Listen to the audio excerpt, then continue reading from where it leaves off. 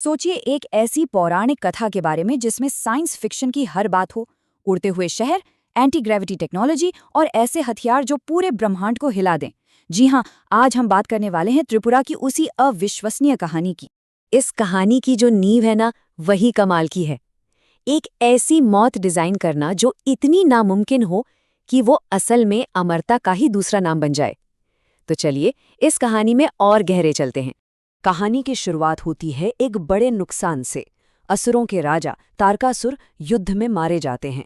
अब असुरों के लिए ये सिर्फ एक हार नहीं थी, ये एक ऐसा गहरा सदमा था जिसने उनके अंदर बदले की आग को भड़का दिया।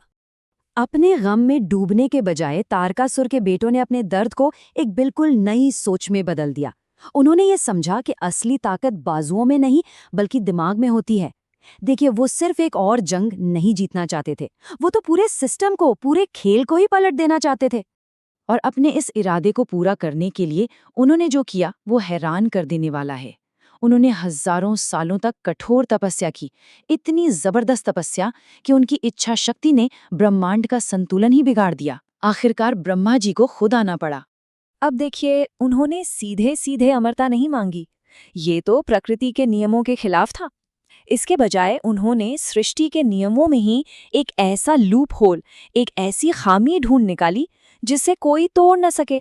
इसको ऐसे समझिए, ये एक ऐसा पासवर्ड था जिसे तोड़ने के लिए 3 अलग-अलग ग्रहों का एक बहुत ही दुर्लभ एस्ट्रोनॉमिकल इवेंट के दौरान एक सीधी लाइन में आना जरूरी था। और फिर उसी एक पल में किसी को उन तीनों को एक ही तीर से भेदना था। मतलब इसके होने के चांसेस लगभग 0 थे। तो भाई, प्लान तो तैयार था, लेकिन इसे हकीकत में बदलने के लिए एक जीनियस इंजीनियर की जरूरत थी। और तब एंट्री होती है मयासुर की, ब्रह्मांड के सबसे महान आर्किटेक्ट जिनकी कल्पना की कोई सीमा नहीं थी। मायासुर ने 3 शानदार उड़ते हुए किले बनाए। पहला सोने का स्वर्णपुर, जो स्वर्ग के ऊपर था। दूसरा चांदी का रजतपुर, जो गहरे अंतरिक्ष यानी डीप स्पेस में था। और तीसरा लोहे का लौहपुर, जो ठीक पृथ्वी की कक्षा में था। हर शहर की अपनी एक स्ट्रैटेजिक पोजीशन थी जो उन्हें लगभग अजेय बनाती थी। ये कोई मामूली शहर नहीं थे। सोचिए, आज के बड़े बड़े शहर हवा में तैर रहे हों, उनमें नदियां बह रही हों और उनका अपना बनाया हुआ सूरज चमक रहा हो। मायासुर की इंजीनियरिंग का ये लेवल था। सच तो ये है कि हमारे आज की जो स्पेस स्टेशंस है ना, वो इनके सामने बच्चों के खिलौने जैसे लगते। ये सच में दिमाग घुमा देने वाला है। हम आज भी रॉकेट फ्यूल पर निर्भर हैं और वो ग्रेविटी को ही कंट्रोल कर रहे थे। उनके एनर्जी शील्ड्स इतने ताकतवर थे कि इंद्र के वज्र का भी सामना कर सकते थे। ये सिर्फ एडवांस्ड इंजीनियरिंग नहीं थी, ये तो फिजिक्स के नियमों को दोबारा लिखने जैसा था। लेकिन उनकी असली ताकत उनकी टेक्नोलॉजी में नहीं, बल्कि उनकी आस्था में थी। उनकी सामूहिक भक्ति ने एक अनदेखा एनर्जी फील्ड बना दिया था, एक आध्यात्मिक ढाल जो किसी भी हथियार से ज्यादा मजबूत थी। जब देवताओं को ये एहसास हुआ कि आमने सामने की लड़ाई बेकार है, तो उन्होंने एक नई रणनीति अपनाई। भगवान विष्णु की अगुवाई में उन्होंने एक मनोवैज्ञानिक युद्ध छेड़ने का फैसला किया।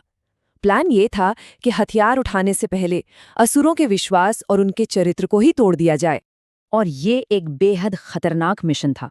विष्णु को दुश्मन के बीच अकेले जाना था और उनका इकलौता हथियार थे शब्द।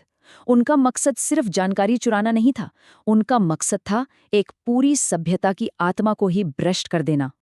ये एक धीमा लेकिन असरदार जहर था। विष्णु ने असुरों की इच्छाओं और उनकी कमजोरियों का फायदा उठाया। उन्होंने अनुशासन को बंधन और ऐशो आराम को आज़ादी के रूप में पेश किया। और धीरे धीरे वो समाज जो कभी अपनी एकता और विश्वास पर नाज करता था, वो अहंकार और लालच में बिखर गया।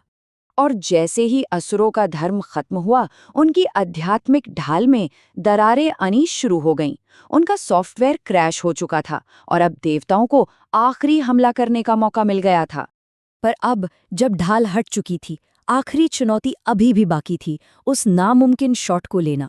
इसके लिए कोई आम हथियार काम नहीं आने वाला था। उन्हें एक ऐसा हथियार बनाना था जो खुद ब्रह्मांड जितना ही शक्तिशाली हो। ये कल्पना से भी परे का एक हथियार था।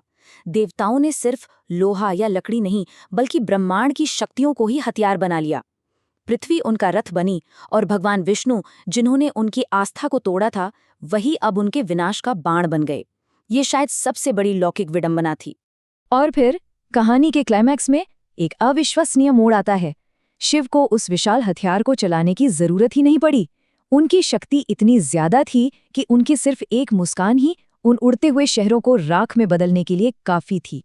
ये दिखाता है कि असली विनाश और निर्माण आखिरकार एक बड़ी शक्ति के हाथ में ही है। और यहीं हमें इस कहानी का सबसे जरूरी सबक मिलता है। असुरों को देवताओं ने नहीं हराया, उन्होंने खुद को हराया। उनकी टेक्नोलॉजी उन्हें बचा नहीं सकी क्योंकि उन्होंने अपनी आत्मा खो दी थी। और हाँ, एक और दिलचस्प बात यह है कि शिव ने मयासुर को बख्श दिया, ये याद दिलाने के लिए कि ज्ञान अपने आप में बुरा नहीं है, बस उसे समझदारी से इस्तेमाल किया जाना चाहिए। ये प्राचीन कहानी आज के लिए एक चेतावनी की तरह है। आज जब विज्ञान हमें नई ऊंचाइयों पर ले जा रहा है, ये कहानी हमें याद दिलाती है कि सबसे बड़ी सभ्यताएं भी तब राख बन जाती हैं जब उनकी ताकत उनकी नैतिकता से आगे निकल जाती है।